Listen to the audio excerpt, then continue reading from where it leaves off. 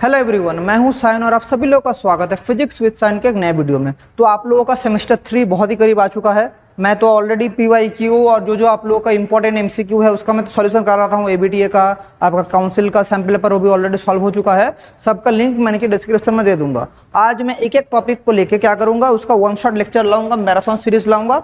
आज जैसे कि हम लोग करेंगे इलेक्ट्रोमैग्नेटिक वेव्स, ऐसा और भी बाकी जो चैप्टर्स है, बाकी जो यूनिट है, ये आपका कौन सा है, ये आपका यूनिट 5 है। ये आपका है यूनिट 5। तो यूनिट 5 को आज जल्दी रैपिड कवर करेंगे। कैसा टाइप का क्वेश्चन आएगा वो देखेंगे।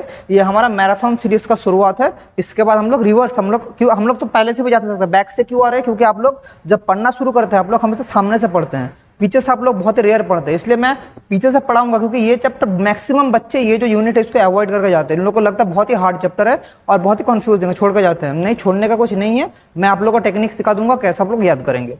ठीक है, तो चलिए बिना कोई टाइम वेस्ट करके हम लोग इसे शुरू करते हैं।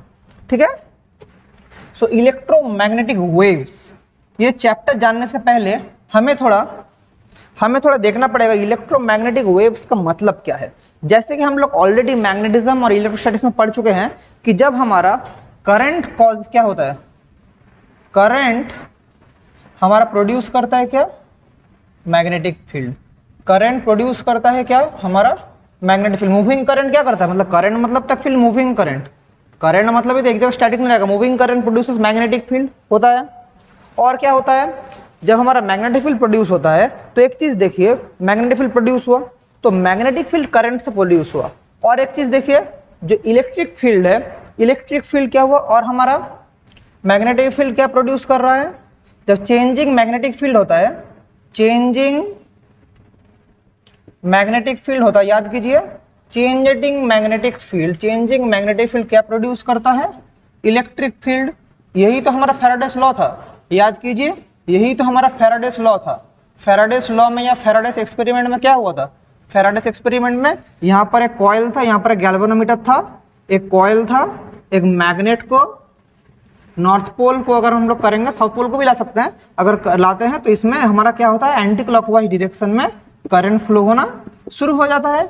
इसी फेनोमेना को क्या बोला जाता है, इसी फेनोमेना को बोला जाता है कि इलेक्ट्रोमैग्नेटिक इंडक्शन। ये हम लोग ऑलरेडी पढ़े हैं कि changing magnetic field, changing magnetic flux क्या प्रोड्यूस करता है, चेंजिंग मैग्नेटिक फ्लक्स प्रोड्यूस क्या करता है, बोलिए, changing magnetic flux produces electric field. So ये तो था, ये तो सही था, यहाँ तक कोई प्रॉब्लम नहीं था। लेकिन मैक्सवेल बोल के एक साइंटिस्ट बोल के क्या बोला, मैक्सवेल एक बहुत ही इंपॉर्टेंट साइंटिस्ट थे। मैक्सवेल ने क्या बोला, James Clerk Maxwell, scientist James Clerk Maxwell ने सजेस्ट किया कि जैसे क्या किया, उन्होंने सजेस्ट किया जैसे कि हमारा मूविंग करंट मैग्नेटिक फील्ड कर रहा है, changing magnetic field electric field कर रहा है, सजेस्टेड क्या, तो इलेक्ट्रिक फील्ड भी हमारा क्या प्रोड्यूस करेगा, इलेक्ट्रिक फील्ड मस्ट प्रोड्यूस क्या, magnetic field, must produce magnetic field. ये उन्होंने बोला कि इलेक्ट्रिक फील्ड भी मस्ट प्रोड्यूस मैग्नेटिक फील्ड। और इसमें वो लोग सिर्फ सजेस्ट करके उनका काम खत्म नहीं हुआ, उन्होंने एम्पियर का जो सर्किटल लॉ था, जो एम्पियर सर्किटल लॉ था, कौन सा था बोलिए, मैग्नेटिज्म में आप लोग पढ़ चुके हैं, एम्पियर सर्किटल लॉ था, जो कि है क्या बोलिए, closed integration, line integration of magnetic field equals to mu naught I. इस लॉ को उन्होंने क्या किया, मॉडिफाई किया। उन्होंने इस लॉ को क्या किया, मॉडिफाई किया। मॉडिफाई करके उन्होंने एक नया टर्म, एक न्यू टर्म इंट्रोड्यूस किया, एक न्यू टर्म। मैं ये वन शॉट लेक्चर, इसलिए हम लोग ज़्यादा डिटेल्स में नहीं घुसेंगे, लेकिन आपका जो कॉन्सेप्ट है वो मैं क्लियर कर दूंगा कि वन शॉट है, अगर ज़्यादा डिटेल्स में घुसना चाहिए तो इसी के ऊपर एक अलग से लेक्चर हो जाएगा। इसलिए मैं आप लोग को ओवरऑल टॉपिक बोल के आगे चल जाऊंगा। तो उन्होंने मैक्सवेल ने क्या किया, एम्पियर सर्किटल लॉ को मॉडिफाई किया, एक न्यू टर्म इंट्रोड्यूस किया जिसका नाम उन्होंने दिया डिस्प्लेसमेंट करंट। डिस्प्लेसमेंट करंट एक नया टर्म उन्होंने इंट्रोड्यूस किया, इसको उन्होंने बोला डिस्प्लेसमेंट करंट। ये टर्म उन्होंने मैक्सवेल के लॉ में इंट्रोड्यूस कराया। डिस्प्लेसमेंट करंट अगर रफली मैं बोलना चाहूँ क्या है, तो अगर ये हमारा एक कैपेसिटर है, एज फॉर एग्जांपल बोल रहा हूँ, यहाँ पर हमारा क्या है, बैटरी है, तो यहाँ पर हम लोग प्लस चार्ज बोलते हैं, तो यहाँ पर हमारा प्लस चार्ज इंड्यूस हो गया, यहाँ पर बीच में नेगेटिव चार्ज। लेकिन यहाँ से यहाँ जो हमारा करंट फ्लो करेगा, यहाँ से यहाँ जो करंट फ्लो करेगा, इस करंट को हम लोग बोलते हैं डिस्प्लेसमेंट करंट। समझ गए, ये एक एग्जाम्पल था। ऐसे ही बहुत सारे एग्जाम्पल है, ये एक एग्जाम्पल था डिस्प्लेसमेंट करंट का। तो हमने क्या सीखा, रिकैप, कि मैग्नेटिक फील्ड हमारा प्रोड्यूस जैसे करते इलेक्ट्रिक फील्ड, वैसे ही जेम्स क्लार्क मैक्सवेल ने सजेस्ट किया कि electric field must produce magnetic field, और वहीं से एक इलेक्ट्रोमैग्नेटिक वेव्स का कॉन्सेप्ट आया। और उन्होंने सबसे पहले क्या किया, ये जो एम्पियर सर्किटल लॉ था इसमें बहुत सारे कमियां थी, इसमें बहुत सारे मतलब प्रॉब्लम थे उनको। ये प्रॉब्लम आप लोगों को सिलेबस का पार्ट नहीं, इसलिए मैं बोलूंगा नहीं प्रॉब्लम क्या था, क्योंकि आप लोगों को मैं सिलेबस बेसिस में पढ़ा रहा हूँ अभी। प्रॉब्लम था उसको उन्होंने मॉडिफाई करके क्या किया, डिस्प्लेसमेंट करंट एक टर्म इंट्रोड्यूस किया। उसके बाद डिस्प्लेसमेंट करंट क्या है, ये चीज़ है। डिस्प्लेसमेंट करंट के बारे में अगर और थोड़ा बोलूँ, डिस्प्लेसमेंट करंट क्या है थोड़ा और अगर हम लोग बोले, सो डिस्प्लेसमेंट करंट अगर आप लोगों को थोड़ा और मैं समझाऊं डिटेल्स में क्या है, मतलब इसे डेफिनेशन में बोलूंगा डिस्प्लेसमेंट करंट, क्योंकि यहाँ से क्वेश्चन आता है डिस्प्लेसमेंट करंट से। डिस्प्लेसमेंट करंट क्या है, डिस्प्लेसमेंट करंट ये है कि the current in addition to conduction current, conduction current मतलब इसको बोलते हैं conduction current, in addition to conduction current, जिसको आई बोलते हैं, ये जो conduction current, addition to conduction current that flows when क्या बोलिए, when electric field and hence electric flux changes with time varies, electric field changes नहीं, इसको अच्छे से लिखेंगे, changing with time, electric field changing with time varies is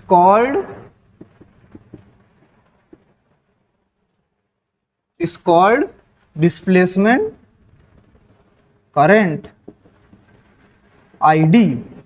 तो बोला क्या है, current in addition to conduction current that flows when electric field, या मतलब electric flux that changes, electric flux का सिंबल हम लोग फाई ई बोलेंगे, electric flux with time changes is called displacement current. तो इसका एक्सप्रेशन क्या होगा सर, तो डिस्प्लेसमेंट करंट का एक्सप्रेशन हमारा होता है, डिस्प्लेसमेंट करंट का एक्सप्रेशन होता है I D equals to epsilon naught D phi E D T.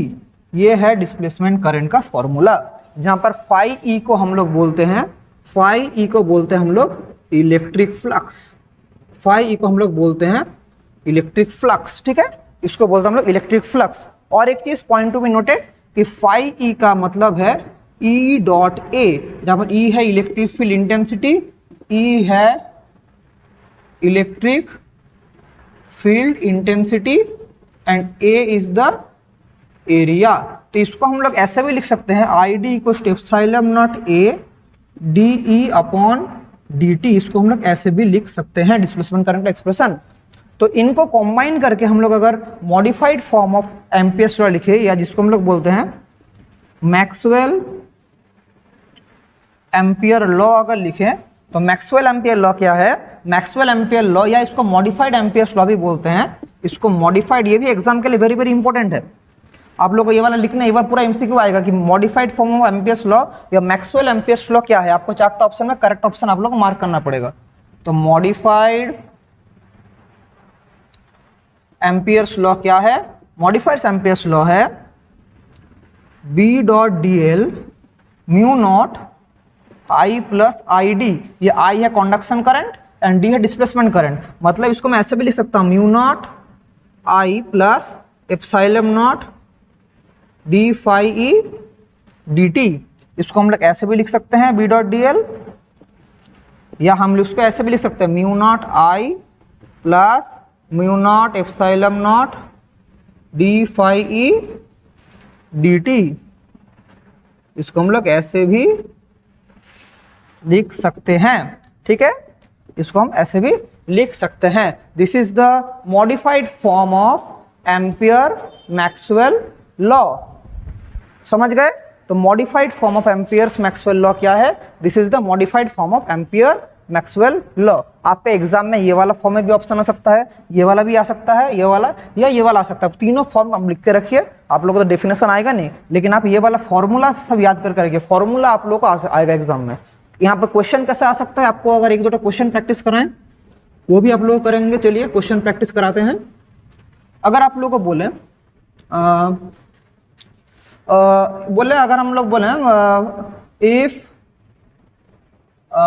Area, epsilon not का मतलब तो पता है सभी को, परमिटिविटी। एप्सिलॉन नॉट का वैल्यू मैंने अलग से बोला नहीं, परमिटिविटी का वैल्यू क्या होता है 8.854 10 टू द पावर माइनस कितना होता है 11 एसआई यूनिट में होता है, ठीक है। इन एसआई सिस्टम में आप लोगों को ये वाला यूनिट होता है। So if area of a parallel plate capacitor be 10 centimetre square and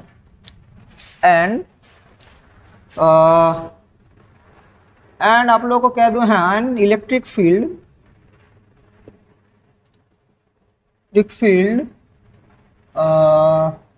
B 10 नहीं, थोड़ा चेंज कर देता हूं, 50 volt per metre flowing for 20 second. Calculate the displacement current, तो ऐसा टाइप का क्वेश्चन आएगा तो कैसे करेंगे आप लोग। एमसीक्यू में 4 ऑप्शन दिया है, वो 4 ऑप्शन में आप लोग को करेक्ट ऑप्शन मार्क करना पड़ेगा। तो कैसे करेंगे सर, देखिए हमारे पास गिवन क्या क्या है। हमारे पास गिवन है एरिया है 10 सेंटीमीटर स्क्वायर, तो इसको मैं लिख सकता हूँ 10 into 10 to the power -4 metre square, that is 10 to the power -3 metre square. ये वाला मेरा ऐसा यूनिट में हमने कन्वर्ट कर लिया। इलेक्ट्रिक फील्ड कितना दिया है 50 वोल्ट पर मीटर, टाइम कितना दिया है 20 सेकेंड। अभी हमारे पास डिस्प्लेसमेंट करंट का फॉर्मूला क्या है epsilon naught D phi E D T. इसको अगर हम लोग तोड़े, अगर फाई को इलेक्ट्रिक फील्ड और एरिया के टर्म में जाए तो क्या होगा epsilon naught A D E D T, यही वाला हो जाएगा। तो एप्सिलॉन नॉट का वैल्यू क्या है 8.854 10 टू द पावर -11, एरिया कितना है 10 टू द पावर -3, डीई कितना है, डीई देखिए हमारे पास 50 वोल्ट पर मीटर। dt का वैल्यू क्या है, dt का वैल्यू है हमारे पास 20 सेकेंड। सो 2 कटेगा तो क्या होगा 2 4 7। सो इसको सॉल्व करेंगे क्या होगा 5 7 35 3 5 2 10 13 1 5 4 20 21 2 5 4 20 22, ये वाला होगा 22। देखिए 5 4 20 2 जाएगा तो इंटू 10 टू द पावर -11 और 3 कितना था -14 एम्पियर। ये होगा हमारा क्या डिस्प्लेसमेंट करंट। तो ऐसा टाइप का क्वेश्चन आप लोगों को आएगा। फर्स्ट टाइप का क्वेश्चन आप लोग को ऐसा ही आएगा। आप लोग को दो टाइप का क्वेश्चन आ सकता है कि मैक्सवेल एम्पियर लॉ का मॉडिफाइड फॉर्म क्या है, मार्क कीजिए। तो ये रिलेटेड कुछ एक सम आएगा तो आप लोग इजीली कर पाएंगे। तो अभी हम लोग आगे बढ़ेंगे, समझ गए। जल्दी से इसको आप लोग लिखना है तो लिख लीजिए, मैं थोड़ा स्क्रीन से हट जाता हूँ। स्क्रीनशॉट लेना है तो आप लोग स्क्रीनशॉट भी ले सकते हैं। हो गया, जाऊँ अभी, ठीक है चलिए ये हो गया। अभी देखिए ये वाला समझ गए। अभी थोड़ा आगे बढ़ते हैं और देखिए कि अभी हम लोग देखेंगे कि इलेक्ट्रोमैग्नेटिक वेव्स, तो सर चैप्टर का नाम है, आप तो ये पढ़ाते रहेगा डिस्प्लेसमेंट करंट ये सब पढ़ाते रहेगा, वेव कब आएगा अभी हम लोग उसी में जाएंगे। तो देखिए आप लोग ऑलरेडी पता है जब हमारा ये देखिए याद आ रहा है कि नहीं, जब चार्ज हमारा रेस्ट में रहता है तब क्या प्रोड्यूस होता है, ओनली प्रोड्यूस होता है इलेक्ट्रिक फील्ड प्रोड्यूस होता है।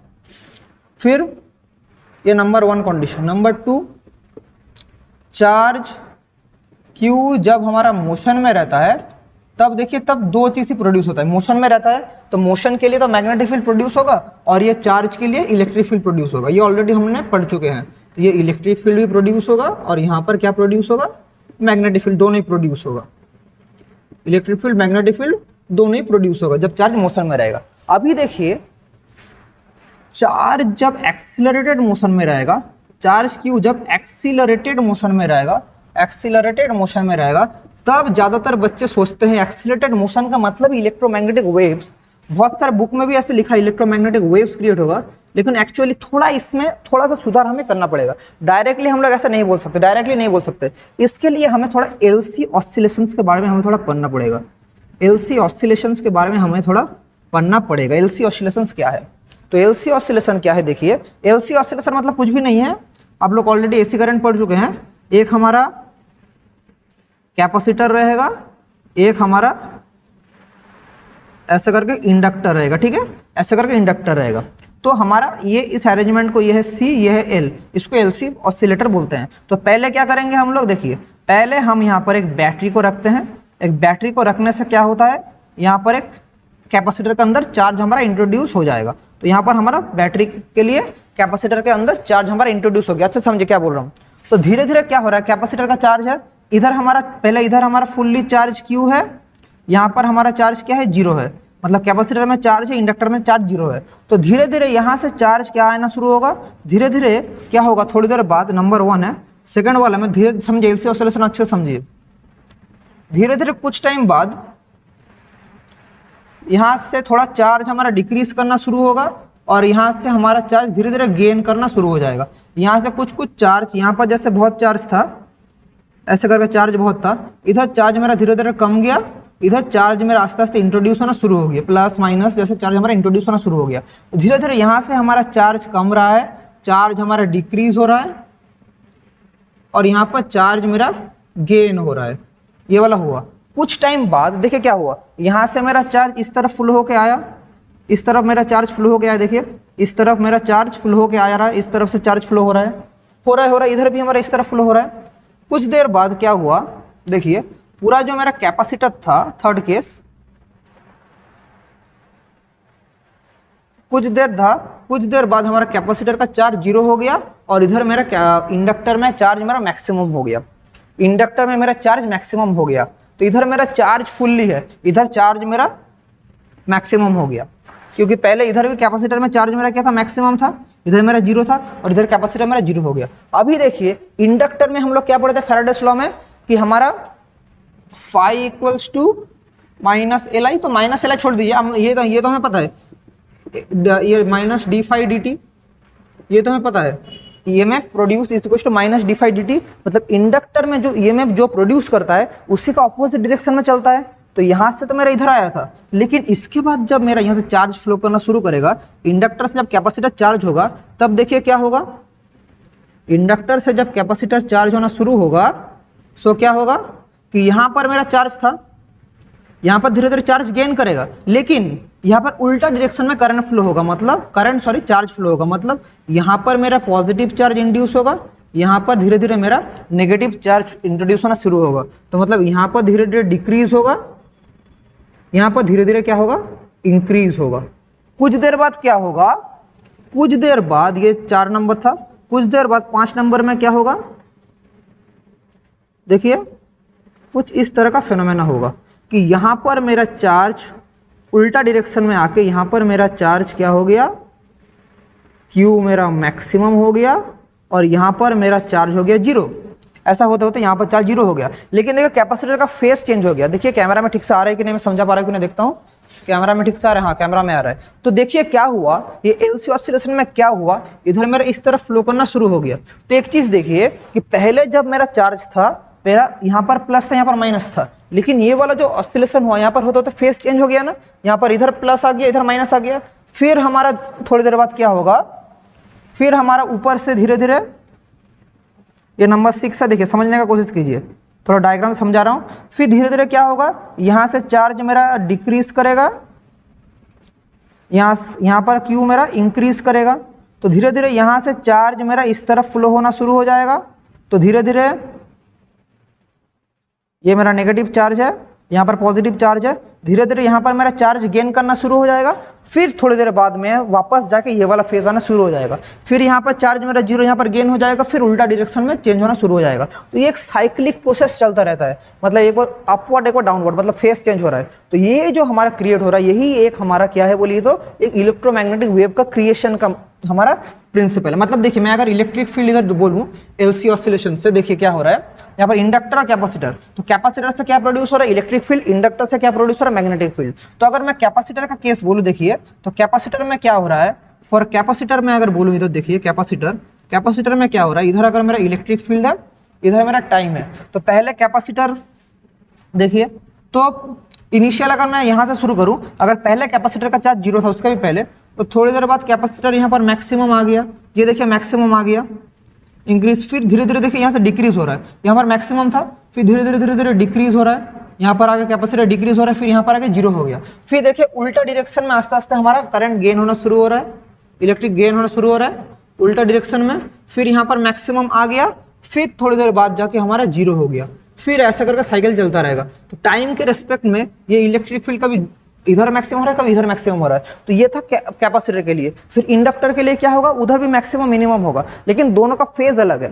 तो यहाँ से एक चीज देखिए, जो एलसी ऑसिलेशन हो रहा है, यही है main reason for electromagnetic waves. इतना जो बोलने का मेरा स्टोरी था, इसका पीछे जो मेन प्रिंसिपल है वही है। हम भी इसका ग्राफ भी समझाएंगे आप लोगों को, एलसी ऑसिलेशन जो है उसको भी समझाएंगे। मेन अगर हम लोग पूछे क्वेश्चन में कॉज ऑफ इलेक्ट्रोमैग्नेटिक वेव्स, ये वाला आंसर होगा एलसी ऑसिलेशंस। एलसी ऑसिलेशन, यहाँ पर इंडक्टर जो कि एल है वो प्रोड्यूस करता है मैग्नेटिक फील्ड, जो कि एल है वो प्रोड्यूस करता है मैग्नेटिक फील्ड, और हमारा कैपेसिटर जो कि सी है वो प्रोड्यूस करता है इलेक्ट्रिक फील्ड। समझ गए? अभी हम लोग को ग्राफ देखेंगे। जी, हमारा एलसी ऑसिलेशन तो हम लोग समझ गए, अभी इसका ग्राफ पढ़ेंगे कि हमारा इलेक्ट्रिक फील्ड और मैग्नेटिक फील्ड कैसे कोएग्जिस्ट करता है, कैसे कोएग्जिस्ट करता है। तो देखिए कैसा होता है। एक हमें पहले 3D प्लेन बनाना पड़ेगा। इसको मैं y एक्सिस लेता हूँ, एक्सिस चेंज भी हो सकता है, इसको z, ये मेरा x एक्सिस, ठीक है। सो यहां से मेरा गया ऐसे, ठीक है, और सिमिलरली इसका ठीक परपेंडिकुलरली मेरा, ये वाला पेन का तो इंक नहीं है, मैं दूसरा कलर का कोई पेन का इंक देख रहा हूँ। ये वाला देखते ब्लू वाला चलता है कि नहीं। हाँ चल रहा है, थोड़ा बहुत चल रहा है, चलने से ही होगा। देखिए आ गया, थोड़ा अच्छा सा बनाते हैं। हाँ ठीक है, ठीक है। तो यहाँ पर देखिए, यहाँ पर मेरा जो प्रोड्यूस हो रहा है, ये जो प्रोड्यूस है ऊपर का तरफ, ये क्या है, यह है इलेक्ट्रिक फील्ड, ये है हमारा इलेक्ट्रिक फील्ड, ये ई। फिर इस तरफ भी जो प्रोड्यूस हो रहा है, ये क्या है, नेगेटिव डायरेक्शन में जो फेस चेंज हुआ, ये क्या है, इलेक्ट्रिक फील्ड। ये वाला जो प्रोड्यूस हुआ, देखते हैं ब्लू कलर कितना देर चलता है। ब्लू कलर का इंक भी मुझे धीरे धीरे लगता है यूज करना पड़ेगा। ब्लू कलर का इंक यूज नहीं करते करते इधर पेन ही नहीं चल रहा है। समझे? ओवरऑल तो समझ गए। अभी देखिए ये क्या है, ये वाला है मेरा मैग्नेटिक फील्ड, ये वाला है मैग्नेटिक फील्ड। सो ये जो देखिए दोनों ठीक ऑपोजिट डायरेक्शन में है। तो इस तरफ हमारा क्या है, इस तरफ हमारा इलेक्ट्रिक फील्ड है, इस तरफ हमारा इलेक्ट्रिक फील्ड है। जेड एक्सिस में क्या है, जेड एक्सिस में मेरा मैग्नेटिक फील्ड है, जेड एक्सिस। और एक्स एक्सिस में क्या है, यह है direction of propagation. This is the direction of propagation, this is the direction of propagation. Camera में ठीक से आ रहा है, मैं थोड़ा चेक कर लेता हूं। This is the direction of propagation. So ये है इलेक्ट्रोमैग्नेटिक वेव, ये है इलेक्ट्रोमैग्नेटिक वेव का डायग्राम। अभी बोलेंगे सर हमेशा के एक्स एक्सिस में प्रोपागेट करेगा, नहीं, हमेशा एक्स एक्सिस में प्रोपागेट नहीं करेगा, वाई में भी कर सकता है, जेड में भी कर सकता है, अभी एक्स में भी कर सकता है। ये जो वेव प्रोपागेट कर रहा है एक्स एक्सिस में, इसका जो इक्वेशन होगा, ये तो पॉजिटिव एक्स डायरेक्शन में कर रहा है, नेगेटिव में तो नहीं कर रहा है। ये वाला जो होगा, क्योंकि देखिए जीरो में तो जीरो है, ये तो जीरो में जीरो है, तो ये जो वेव होगा इसका जो हमारा इक्वेशन होगा फॉर इलेक्ट्रिक फील्ड होगा E equals to E0 sine omega T minus K X. कौन सा डायरेक्शन में प्रोपागेट कर रहा है, ये वाला एक्स डायरेक्शन, और E किस में है, E हमारा है वाई एक्सिस में। तो अगर इधर वेक्टर देंगे तो ये वाला हो जाएगा मेरा जे कैप, और हम ये क्योंकि वाई में है और मैग्नेटिक फील्ड क्या जेड में है, तो ये वाला होगा B0 sine omega T minus K X K cap. क्योंकि इलेक्ट्रिक फील्ड वाई एक्सिस में है इसलिए उधर जे कैप हुआ, मैग्नेटिक फील्ड जेड एक्सिस में इसलिए उधर के कैप हुआ। और ये जो माइनस के एक्स है ना, ये अंदर का जो माइनस के एक्स, तो माइनस जो है अगर हमारा अंदर नेगेटिव होगा, ये नेगेटिव साइन इंडिकेट क्या कर रहा है बोलिए, तो ये जो माइनस है, ये जो माइनस इंडिकेट कर रहा है wave travelling along positive x axis. ये है इसका मतलब। अगर अंदर पॉजिटिव होता तो वेव ट्रैवलिंग अंदर नेगेटिव एक्स एक्सिस होता। वो भी हम लोग डिटेल्स में समझेंगे। पहले ये ग्राफ का मतलब समझिए, ये ग्राफ का मतलब ये है sign omega T minus K x. अगर हमारा इफ हमारा ग्राफ यहाँ से नहीं शुरू होके, अगर हमारा ग्राफ यहाँ से शुरू होता, मतलब यहाँ पर हमारा अगर एक्सिस आ जाता y और इधर z आ जाता, अगर जीरो से नहीं शुरू होकर यहाँ से शुरू होता, इफ यहाँ से होता, तब ये सब कॉस हो जाता। अच्छे से समझे मैं क्या बोल रहा हूँ।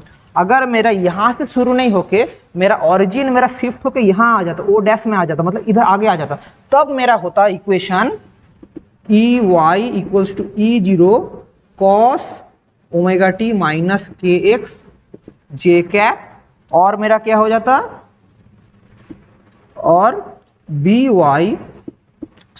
Z equals to E zero cos omega T minus K X K cap. समझ गए। अगर मेरा ग्राफ यहाँ होता, क्योंकि यहाँ से ओरिजिन में मैक्सिमम वैल्यू है तो क्या है कॉस का वैल्यू, तो कब साइन बिठाएंगे कब कॉस बिठाएंगे, समझ गए। बहुत सारे बच्चों को पता है, मैं फिर भी आप लोग को बता दिया। अभी हम लोग देखेंगे इसका मतलब क्या है, ओमेगा का मतलब क्या है, के का मतलब क्या है। तो कॉस ऑफ इलेक्ट्रोमैग्नेटिक वेव, ये भी आप लोग का क्वेश्चन में आएगा, ये लिख के रखना, LC oscillation. Cause of electromagnetic wave LC oscillation, wave ऐसा ट्रैवल करता है, अगर यहाँ से शुरू होगा तो ग्राफ होगा ऐसा। आप लोग को एग्जाम में डायग्राम दे देगा, बोलेगा इसका इक्वेशन लिखो, तो अगर देखेंगे ओरिजिन से शुरू हो रहा है तो वो वाला लिखना, अगर शुरू हो रहा है यहाँ से तो लिखना कॉस वाला, ठीक है। अभी देखिए कुछ इक्वेशंस का मतलब देखिए, यहाँ पर अगर लिखा है, अगर हमारा ग्राफ कुछ ऐसा लिखा है, E equals to E zero sine omega T minus K X, या B equals to B zero sine omega T minus K X, इधर जे कैप इधर के कैप, ये ट्रैवल कर रहा है किस तरफ, पॉजिटिव एक्स एक्सिस, ये ट्रैवल कर रहा है ये भी पॉजिटिव एक्स एक्सिस, और इलेक्ट्रिक फील्ड किस तरफ है, ये ट्रैवल कर रहा है, ये दोनों प्रोपागेशन, ये है प्रोपागेट कर रहा है इस तरफ, और हमारा इलेक्ट्रिक फील्ड किस तरफ है, इधर अंदर बाहर जे है इसलिए वाई एक्सिस में, ये बाहर के है इसलिए जेड एक्सिस में, ठीक है। अगर हमारा रहता E Y equals to E zero sine omega T plus K X, इसका मतलब क्या है, ट्रैवल कर रहा है किस तरफ, ट्रैवल कर रहा है नेगेटिव एक्स एक्सिस में ट्रैवल कर रहा है, जे कैप अगर रहा, क्या हमेशा अंदर के एक्स होगा, नहीं हमेशा के एक्स नहीं होगा। अगर आप लोग बोलेंगे कि हाँ सर हमेशा क्या होगा, नहीं, E zero sine omega T minus K Y भी लिख सकता हूँ, लेकिन यहाँ पर जब के वाई होगा तो यहाँ पर मेरा क्या होगा बोलिए, तो यहाँ पर मेरा के एक्स या के जेड होगा।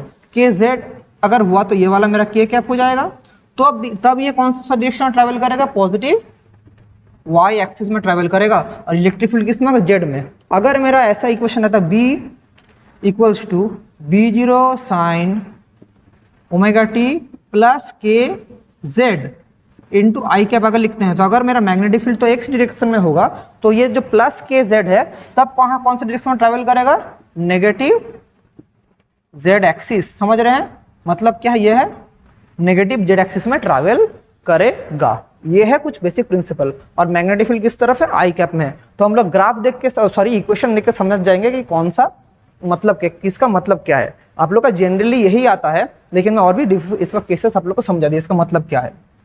अभी देखिए और कुछ बेसिक चीज़ें, यानी यहाँ पर हमारा हर एक चीज़ का मतलब क्या है। ओमेगा बाई के, ये जो के को हम लोग बोलते हैं, के को बोलते हैं प्रोपागेशन वेक्टर। के का वैल्यू है 2 पाई बाई लैम्डा, जहाँ पर लैम्डा का मतलब आप सभी लोगों को पता है क्या, वेव लेंथ। और वेलोसिटी वेव वेलोसिटी का एक फॉर्मूला है, वेव वेलोसिटी का फॉर्मूला है v equals to omega upon K. इसको करेंगे तो हम लोग ऐसे भी लिख सकते हैं, वेव वेलोसिटी मतलब ओमेगा बाई के। इसके अलावा भी और भी फॉर्मूला है, जैसे omega equals to 2 pi by T, फिर omega equals to 2 pi F, T का मतलब है टाइम पीरियड, एफ का मतलब है फ्रीक्वेंसी। ये सब कुछ बेसिक चीज़ें आप सभी लोगों को पता है। तो हम लोग इक्वेशन को कुछ ऐसे भी लिख सकते हैं, E equals to E zero sine, इधर ओमेगा है तो ओमेगा का जगह हम लोग क्या लिख सकते हैं, 2 pi by T into small T, minus के का जगह लिख सकते हैं 2 pi by lambda into x. तो यहाँ से दोनों में से अगर 2 पाई कॉमन लेंगे तो sine sine 2 pi t/t minus X by lambda. ये भी एक हमारा इलेक्ट्रोमैग्नेटिक वेव का इक्वेशन है। जैसा क्वेश्चन रहेगा हम लोग वैसे सॉल्व करेंगे। समझ गए?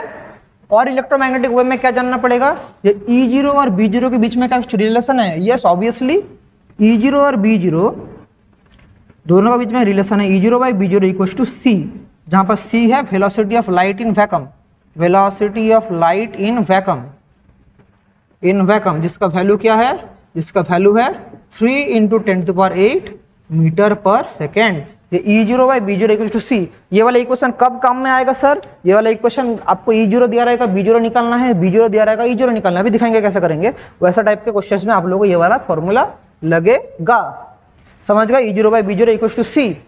और एक चीज जान के रखिए, ये जो हमारा एक वेलोसिटी ऑफ लाइट है, ये जो सब फॉर्मूला लिख रहा हूँ मैं ऐसे नहीं लिख रहा हूँ। ये सब फॉर्मूला मैक्सवेल और हर्ट्ज ने देके गए हैं। मैक्सवेल और हर्ट्ज दो इंपॉर्टेंट साइंटिस्ट थे, उन्होंने ये सब फॉर्मूला दिए थे, उनके ही फॉर्मूला को मैं बोल रहा हूँ। और ये जो velocity of light in vacuum है, इसका एक फॉर्मूला है दैट इज √μ0 ε0, जहाँ पर μ0 का मतलब क्या है?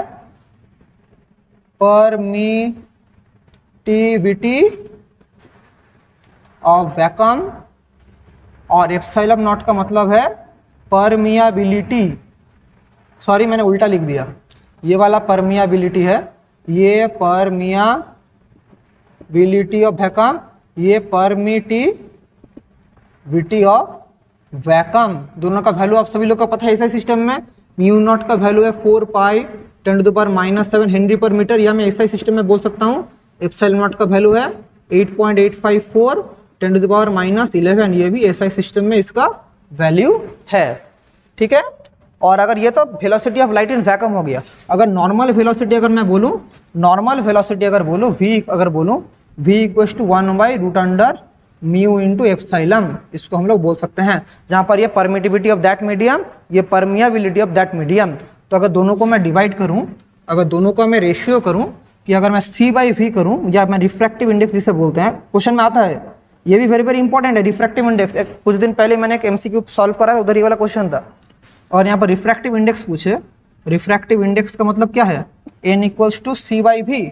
तो C का मतलब क्या है? 1/√μ0 ε0 बाई 1/√μ × तो क्या हो जाएगा? √μ epsilon by μ0 ε0। This is the formula of refractive index. Very very important formula, इसको लिख के रखिए। ये वाला MCQ आप लोग इस बार सेमेस्टर 3 में आ सकता है। What is the value of refractive index? Very very important. ठीक है? ये वाला अच्छे से लिख के रखिए। और एक चीज जो आप लोगों को जानना चाहिए, ये जो इलेक्ट्रोमैग्नेटिक वेव्स है, ये किस तरह का वेव है? इलेक्ट्रोमैग्नेटिक वेव जो है, ये किस तरह का वेव है? All of these are transverse wave, just like light. These are transverse wave, और ये ट्रैवल्स करता है स्पीड ऑफ लाइट में। स्पीड ऑफ लाइट में ये सब ट्रैवल करता है। स्पीड ऑफ लाइट c में ये सब क्या करता है? प्रोपागेट करता है। समझ गए? जल्दी से इसको लिख लीजिए। ठीक है? Done, very good. अभी देखिए आप लोगों का क्वेश्चन कैसा आएगा। बोलेंगे sir E to B, B to C कैसे करेंगे?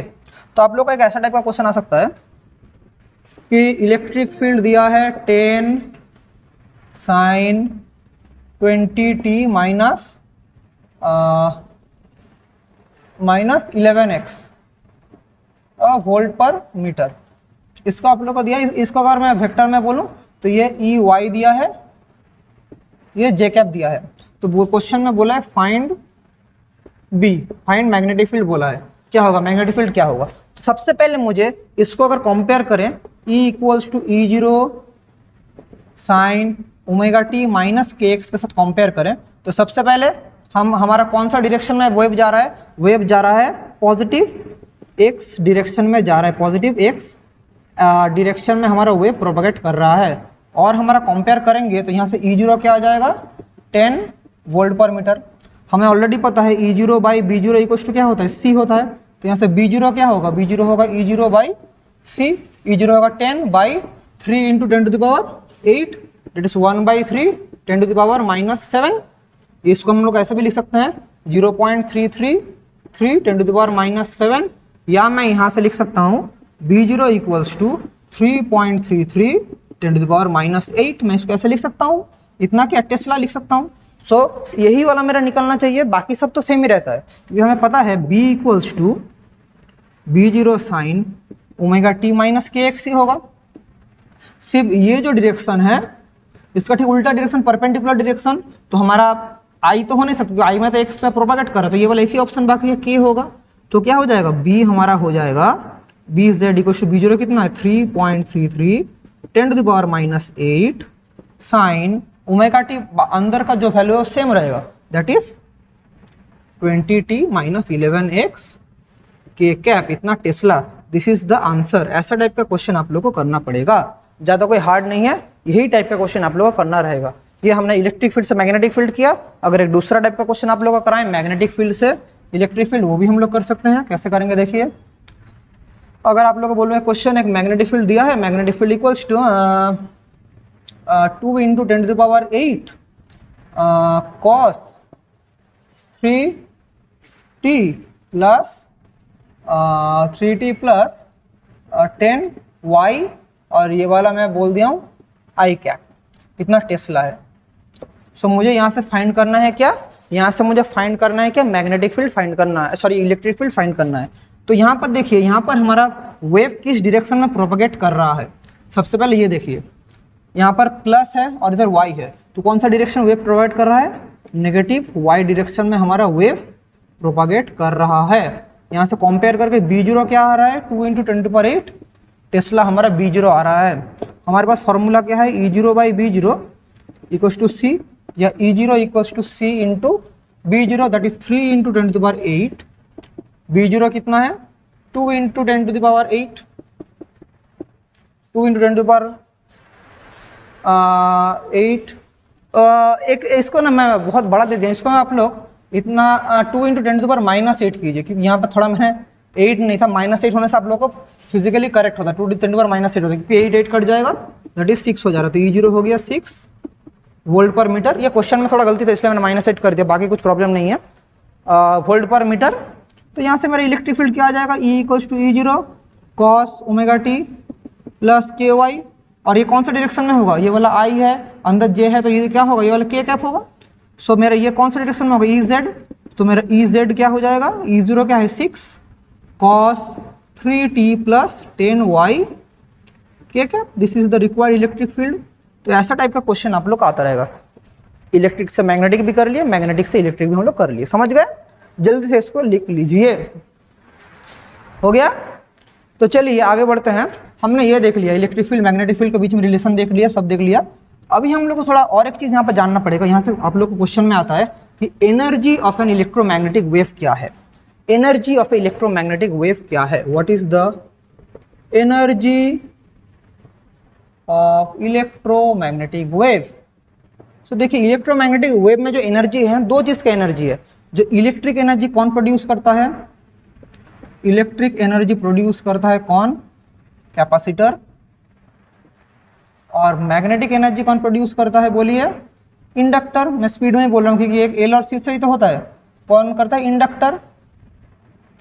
इंडक्टर सी और एल ये दोनों प्रोड्यूस करता है। तो अभी हम लोग वही देखेंगे, इलेक्ट्रिक एनर्जी और मैग्नेटिक एनर्जी, क्योंकि एल सी ऑसिलेशन क्रिएट कर रहा है। तो हमारा ये वाला क्या होता है, energy density due to capacitor क्या होता है, बोलिए। Energy density due to capacitor आप सभी लोगों को पता है, हाफ CV²। यहाँ से हमने निकाला था, याद है आप लोगों को, 1/2 एनर्जी डेंसिटी मैं बोल रहा हूँ, ये नहीं, 1/2 ε0 इंटू E²। ये वाला एक्सप्रेशन निकाला था आप लोगों को, याद है।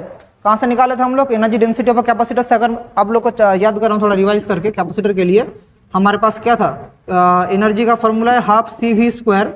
हाफ CV², V का मतलब क्या है, V का मतलब है E इंटू डी, और हमारा C का मतलब क्या है, C का मतलब है A ε0/d। इसको जब करते हैं हम लोग क्या होता है, 1/2 A ε0/d into E²d², D cut गया तो क्या पड़ा रहेगा, 1/2 ε0 E² A इंटू डी, ये पड़ा रहता है। सो U/U, तो यहाँ से U/AD, AD मतलब ये volume, equals to half ε0 E² पड़ा रहता है। तो इसी का मतलब तो एनर्जी डेंसिटी है 1/2 एप्सिलॉन नॉट ई स्क्वायर, याद आ रहा है? ये हमारा था एनर्जी डेंसिटी था क्या, ये वाला एनर्जी डेंसिटी था, ये वाला हमारा एनर्जी डेंसिटी था किसके लिए, कैपेसिटर के लिए, 1/2 epsilon naught E square. Similarly हमारा मैग्नेट के लिए एनर्जी डेंसिटी क्या था, 1/2 mu naught into B square. ये भी हमने निकाले थे, कहाँ से निकाले थे हमने, इंडक्टर के लिए निकाले थे, energy density 1/2 mu naught into B square. यहाँ पर अभी देखिए ये ई और बी जो है, क्योंकि हमारे पास ई का एक्सप्रेशन क्या है, ई का expression E0 sine omega T minus K x, तो हम लोग इसको लिख सकते हैं 1/2 एप्सिलॉन नॉट, इसको अगर लिखे एक्सप्रेशन में E0 square sine square omega T minus K x ऐसे लिख सकते हैं। इसको लिख सकते हैं 1/2 mu not B0 square sine square omega T minus K x ऐसे लिख सकते हैं, तो ऑब्वियसली लिख सकते हैं। तो ऐसे अगर हम लिखेंगे UM और ये वाला, तो देखिए एवरेज वैल्यू अभी हमें निकालना पड़ेगा, तो हमारा आगे, लेकिन हमें एवरेज वैल्यू चाहिए, क्योंकि हमें इसको जब भी करेंगे, AC करंट हम लोग ऑलरेडी पढ़ चुके हैं, वहाँ पर हम लोग हमेशा RMS और एवरेज वैल्यू को बेसिस में पढ़ते हैं, क्योंकि हम लोग एक साइनसॉइडल एक्सप्रेशन में कर नहीं पाएंगे। तो हम अभी इसको अगर एवरेज वैल्यू में देखें, एवरेज वैल्यू, सो UE का एवरेज वैल्यू जब करेंगे, ये अंदर पूरा इस टर्म का एवरेज वैल्यू होगा 1/2 epsilon naught E naught square sine square omega T minus K x. तो क्या पड़ा रहेगा 1/2 epsilon naught E naught square, अंदर पड़ा रहेगा क्या, sign square omega T minus K x.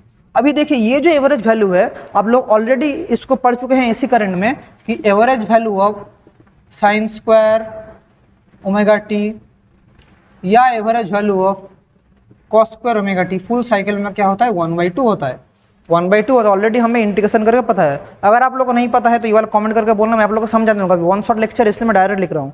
तो इसका वैल्यू क्या होगा 1/2। सो यहाँ पर क्या हो जाएगा 1/2 epsilon naught E naught square into 1/2 that is 1/4 epsilon naught E naught square. Similarly तो हमारा ये वाला आ गया average value 1/4 epsilon naught E naught square. Similarly average value of magnetic field क्या होगा 1/2 mu naught B naught square sine square omega T minus K X. So 1/2 mu naught into B naught square sine square omega T minus K X, इसका value 1/2 होता है। 1/2 करने से क्या होगा 1/4 mu naught into B naught square. तो यहाँ से मेरा क्या आ गया value, average value of magnetic field क्या आ गया 1/4 mu naught B naught square. तो average value of magnetic field energy density and average value of electric field energy density दोनों ही हमारे पास आ चुका है। तो ये भी एक्सप्रेशन में आता है, लेकिन अभी तक हमारा कंप्लीट नहीं आया। हमें टोटल एनर्जी चाहिए, लेकिन टोटल एनर्जी से पहले हमें ये प्रूफ करना पड़ेगा कि ये दोनों सेम है, क्योंकि LC ऑसिलेशन प्रोड्यूस कर रहा है। एक इलेक्ट्रोमैग्नेटिक वेव कब होगा, जब दोनों एनर्जी सेम होगा। अभी हम लोग वही प्रूफ करेंगे, पहले ये वाला जल्दी से लिख लीजिए, भी वेरी वेरी इंपॉर्टेंट एक्सप्रेशन है, ये भी एग्जाम में आएगा, वेरी वेरी इंपॉर्टेंट, ये भी एग्जाम में आएगा, वेरी वेरी इंपॉर्टेंट, जल्दी से लिख लीजिए। हो गया डन। तो चलिए आगे बढ़ते हैं। सो देखिए आगे बढ़ने से देखते हैं, क्या देखते हैं, चलिए कि अब देखिए हमारा average value of electric field क्या आया। Average value of electric field आया 1/4 epsilon naught E naught square, ये वाला आया। अभी एक चीज़ देखिए, हम लोग थोड़ी देर पहले एक चीज़ देखे कि C = 1/√अंडर म्यू नॉट एप्सिलॉन नॉट। तो यहाँ से एप्सिलॉन नॉट क्या आ जाएगा बोलिए थे 1/c² म्यू नॉट, यही वाला आएगा ना, यही तो आएगा ऑब्वियसली। और हमें ये पता है कि E0/B0 = क्या है C, दैट इज हमारा E0 क्या हो जाएगा C × B0, यही तो होगा ना, और तो कुछ नहीं होगा। ये दोनों एक्सप्रेशन को हम लोग इधर पुट कर देंगे, that is 1/4 into epsilon not का जो क्या पुट करेंगे 1/c² mu naught into E0 का जो क्या पुट करेंगे वो वाला, that is C² B naught square, ये वाला कट गया, that is 1/4 mu naught B naught square. और इसी का मतलब क्या है average value of magnetic field. तो यहाँ से हमारे पास क्या आ चुका है average value of electric field equals to average value of magnetic field. ये हमने प्रूफ कर दिया, ये भी एग्जाम में आता है, वेरी वेरी इंपॉर्टेंट। तो यहाँ से मेरा टोटल एनर्जी क्या आ जाएगा, टोटल एनर्जी डेंसिटी मेरा क्या आएगा for a total energy density for electromagnetic wave क्या आएगा, total energy density for electromagnetic wave क्या आएगा, U equals to UE plus UM that is 1/4 epsilon naught E naught square plus 1/2 mu naught V naught square. Sum करेंगे तो क्या आएगा 1/2 epsilon naught E naught square या 1/2 mu naught V naught square. This is the average value, आप लोग ऐसे लिख सकते हैं। तो हमारे पास एवरेज वैल्यू क्या आ गया फॉर टोटल इलेक्ट्रिक फील्ड के लिए 1/2 epsilon naught E naught square या 1/2 mu naught V naught square. समझ गए, ये है हमारा टोटल वैल्यू। मैं स्क्रीन से हट जा रहा हूँ, इसको जल्दी से नोट डाउन कर लीजिए। देखिए मेन चैप्टर का पार्ट यह तक था। अभी हम लोग थोड़ा इलेक्ट्रोमैग्नेटिक स्पेक्ट्रम समझाएंगे, वो भी ज़्यादा नहीं, आप लोगों को 5 मिनट में इलेक्ट्रोमैग्नेटिक स्पेक्ट्रम पूरा आप लोगों को दिमाग में घुसा दूंगा। उसके बाद आप लोगों को मैं बोल दूंगा कैसा टाइप का क्वेश्चन आप लोग याद करेंगे। चैप्टर बहुत ही ईजी चैप्टर है, मैं आप लोग गारंटी के साथ बोलता हूँ, अगर आप लोग ये लेक्चर अच्छे से देख लिए, आप लोगों को डरने का बात नहीं है। पूरा इलेक्ट्रोमैग्नेटिक वेव रिकैप हो जाएगा, पूरा रिकैप हो जाएगा, रिविजन चल रही है वाला, ठीक है, बहुत बढ़िया। सो देखिए अभी तो हम लोग एनर्जी डेंसिटी समझ गए, ये सब ठीक है, ठीक है। अभी देखिए और एक चीज, अभी हम लोग का लास्ट जो पार्ट बाकी है चैप्टर का, that is called electromagnetic spectrum. Electromagnetic spectrum का मतलब है कि based on wavelength and frequency, अलग टाइप का जो वेव्स है, they are classified in different categories. The different waves are arranged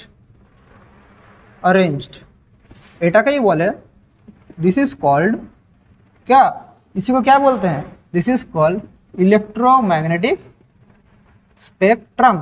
this is called electromagnetic spectrum. समझ गए। अभी उसी को हम लोग देखेंगे, आप लोग कैसे याद करेंगे। मैं जो सीक्वेंस लिख दे रहा हूँ ऐसा आप लोग याद करिएगा, बहुत ही इंपॉर्टेंट सीक्वेंस है। सबसे पहले है गामा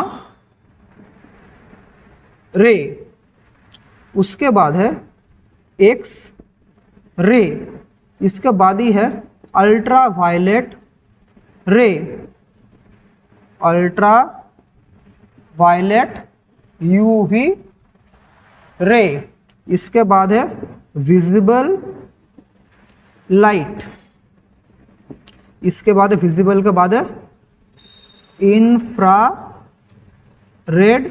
रेडिएशन, फिर है माइक्रोवेव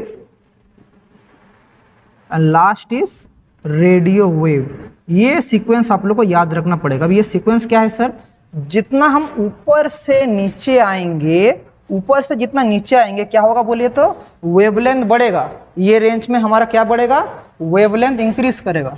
इधर हमारा वेवलेंथ इंक्रीज, ठीक है। और जितना हम नीचे से ऊपर जाएंगे तब क्या होगा, नीचे से ऊपर जितना जाएंगे, नीचे से ऊपर जाएंगे क्या होगा, फ्रीक्वेंसी इंक्रीज होगा। बोलेंगे सर इसको याद कैसे करें, हमें का रट्टा मार के जाए, नहीं। देखिए मैं आपको टेक्निक बोल देता हूँ, जो सिंबल बेस्ड है, जैसे गामा एक्स ये सबसे ऊपर रहेगा, यूवी ये सबका सिंबल है ना, देखिए ये 3 सबसे सिंबल है ऊपर रहेगा। फिर विजिबल लाइट जो हम लोग देख पा रहे हैं, विजिबल लाइट का सिर्फ वेवलेंथ का ऑर्डर आप लोग याद करके रखिए, 4000 एंगस्ट्रॉम टू 8000 एंगस्ट्रॉम, यही आप लोगों को लगेगा। इसके अलावा किसी को याद रखने की जरूरत नहीं। इसका कैसे याद रखेंगे, गामा रे, एक्स रे और यूवी रे तीनों का सिंबल है, तीनों सबसे ऊपर रहेगा। फिर विजिबल लाइट हम लोग आंखों से देख पा रहे हैं। फिर उसका नीचे देखिए रेडियो वेव, रेडियो मतलब एक कंट्री से दूसरा कंट्री, एक स्टेट से दूसरा स्टेट सिग्नल जाएगा, तो इसका वेवलेंथ बहुत ज़्यादा होना पड़ेगा, इससे नीचे रहना पड़ेगा। रेडियो वेव से थोड़ा कम रहेगा माइक्रोवेव, उससे थोड़ा कम रहेगा इंफ्रारेड, उससे थोड़ा कम रहेगा विजिबल। ऐसे आप लोग याद करना, ठीक है। GXUVIMR, देखिए कैसे याद रखेंगे, short form GXUVIMR।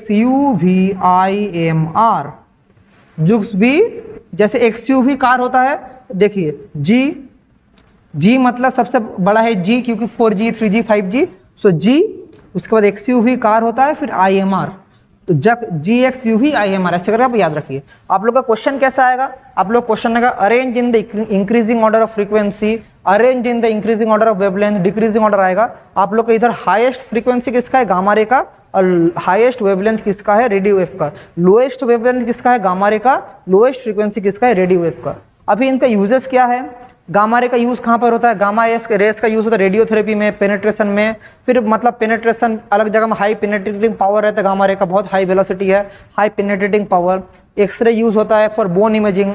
Ultraviolet sterilise करने के लिए यूज होता है। अल्ट्रावायलेट रेडिएशन से हम लोग जर्म्स को मार सकते हैं, वाटर को प्यूरिफाई कर सकते हैं, स्टेरिलाइज जर्म्स कर सकते हैं।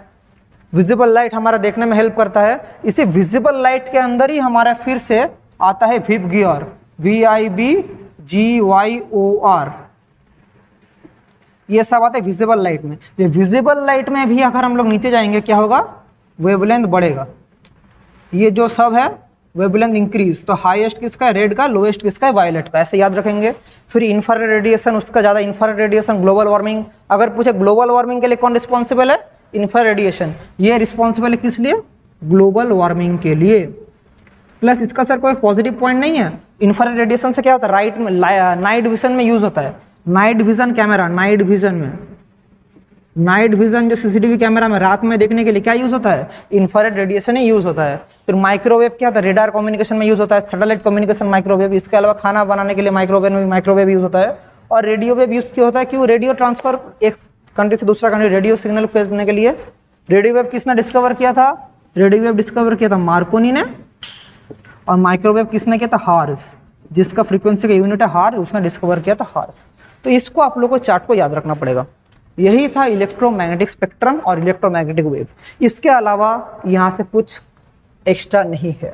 अभी बोलेंगे सर ये लेक्चर जाने से हो जाएगा, मैं आप लोगों को गारंटी के साथ बोलता हूँ 90% आपका ये चैप्टर, ये यूनिट, ये लेक्चर देखने से कवर हो जाएगा। इसका जो बाकी का 10% है वो आपका मेरिट के ऊपर है, आप लोग कैसे क्वेश्चन को सॉल्व करते हैं। वो 10% भी आप लोग का हो जाएगा अगर अच्छे से लेक्चर देखेंगे, और अभी देखने के बाद ही तुरंत पढ़ने बैठ जाएंगे, पूरा दिमाग में घुस जाएगा। चलिए यही था आज का क्लास, थैंक यू। और जो जो डाउट होता है आप लोग कमेंट करके बोलना, I am always available for you. Thank you.